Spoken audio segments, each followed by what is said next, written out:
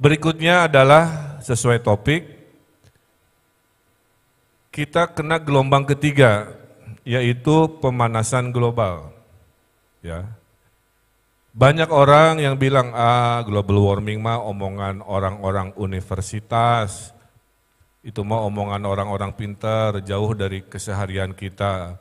Ya, dunia betul makin panas, tapi ya, nah, saya kasih tahu, global warming Bapak Ibu, pemanasan global Bapak Ibu, sudah hadir di tanah Jawa Barat dampaknya. 1, 700 hektar tanah hilang dari Muara Gembong di Bekasi sampai utara Subang.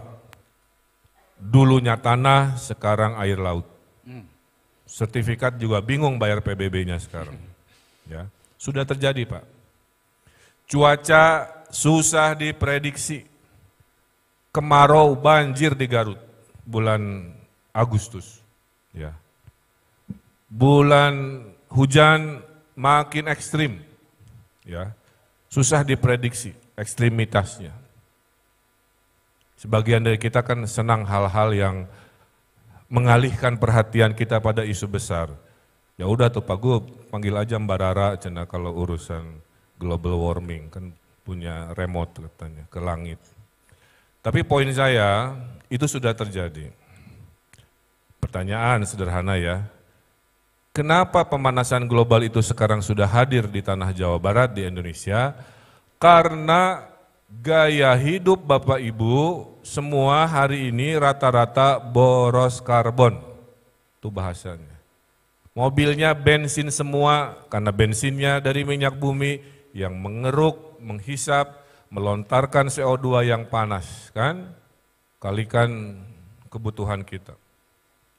Indonesia butuh minyak 1,5 juta barrel per hari. Produksi Indonesia hanya 600-700 ribu barrel per hari. Sisanya impor. Impor dikendalikan oleh orang luar negeri, dikendalikan oleh krisis Rusia-Ukraina, harga mahal, subsidi tinggi, dinaikkan, rakyat marah, terusnya muter gitu. Ya, pertanyaannya, maukah kita begitu tiap tahun? Kan nggak mau. Maka saran saya adalah mari kita mulai di momen ini melalui media network ini mengkampanyekan hidup yang hemat karbon. Paham ya? Kalau bisa jalan kaki Bapak Ibu, jalan kaki. Jangan dikit-dikit ke Alfamart naik mobil. Dikit-dikit ke Pengkolan naik mobil. Dari situ aja udah kelihatan. Coba belajar jalan kaki. Itu loh kenapa waktu wali kota saya perbaiki trotoarnya. Supaya minimal orang mau jalan kaki. Kalau jarak dekat kan. Atau bersepeda, ya. Kalau kepepet baru kendaraan bermotor. Nah di hari ini ada pilihan, tinggal Anda mau apa tidak. Di kiri mobil berbensin, di kanan mobil listrik. Oh tapi kan nggak keren Pak Gub, nggak ada suara brum-brum-brumnya. Sekarang ada mobil listrik, suaranya aplikasi Pak. Mau suara Ferrari, suara Lamborghini, suara Toyota bisa, kalau memang suara dirindukan oleh penggemar mobil bensin, kira-kira begitu ya. Nah Jawa Barat poinnya ingin yang terdepan, urusan green economy melawan global warming ini. Apa contohnya? Sebelum Pak Jokowi bikin surat edaran untuk mewajibkan pejabat pakai mobil listrik, Gubernur Jawa Barat 2 tahun lalu sudah sehari-hari pakai mobil listrik. Saya menghemat miliaran dari uang bensin Pak. 300 km bensin itu sekitar 300.000 harga dulu. Nyolok listrik dan nyoloknya kalau dirupiahkan hanya 50.000.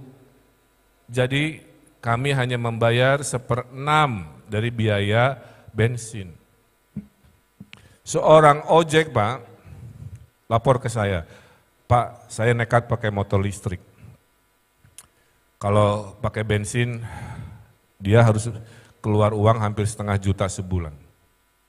Dengan motor listrik dia hanya tadi 1/5, 1/6. Kalikan setahun dia menghemat 5 juta Pak. Untuk seorang pemotor ya menghemat 5 juta setahun yang tadinya habis oleh bensin. Nah jadi media liputlah yang level receh, akar rumput. Liput juga saya yang level pengambil kebijakan, sehingga tadi terjadilah sebuah respon adaptasi, tadi itu poin saya. Ya. Jadi kira-kira itu ilustrasinya. Apalagi supaya tidak boros karbon. Ini listrik di ruangan ini masih pakai batu bara. Suatu hari dari matahari, suatu hari air, suatu hari full dari panas bumi dan seterusnya. Jawa Barat membangun terbesar di ASEAN pembangkit listrik tenaga surya yang mengapung di Danau Cirata. Ya, triliunan bersama Abu Dhabi. Tuh, membangun angin di Sukabumi dan di Garut. Membangun panas bumi yang paling berlimpah di seluruh Indonesia, kumpulnya di tanah Jawa Barat. Jadi apa kesimpulannya Bapak Ibu? Saya izin melaporkan, Jawa Barat dalam kepemimpinan kami full Pak beradaptasi. Ya, saya paksa dengan peraturan gubernur, saya paksa dengan edaran gubernur, saya beri keberpihakan terhadap anggaran. Insya Allah hasilnya COVID-nya selamat, gelombang pertama. Digitalnya juara, kita award dari Asia Pasifik Pak untuk desa digital kami. Kemudian tadi global warmingnya juga kita respon, dimulai dari gubernur wagubnya, dimulai dari pabrik mobil listrik pun kan di Karawang Pak, baterainya juga di Karawang, semua ada ngumpul di Tanah Istimewa. Jadi Tribun Priangan ini hadir pada saat dunia sedang tidak baik-baik saja. Mari selain bad news is good news, juga good news as inspirational news harus jadi ideologi. Ya. Tinggal cara membungkusnya, karena generasi milenial Z sekarang nggak bisa baca berita lebih dari banyak kata, hobinya baca judul. Ya. Terima kasih sudah nonton, jangan lupa like, subscribe, dan share ya.